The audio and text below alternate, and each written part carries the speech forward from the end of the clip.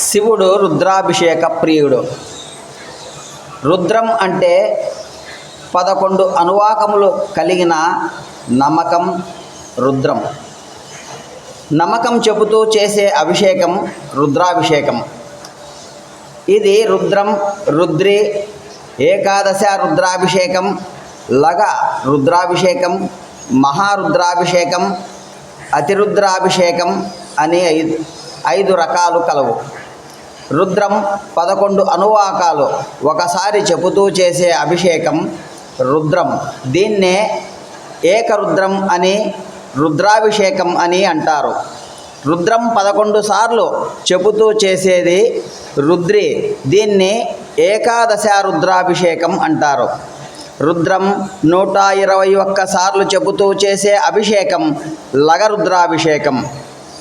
11 లగ రుద్రాభిషేకంలో ఒక మహారుద్రాభిషేకం. అంటే ఈ అభిషేకాలలో 1331 సార్లు రుద్రం చెబుతారు. ఇక 11 మహారుద్రాలు ఒక అతిరుద్రం.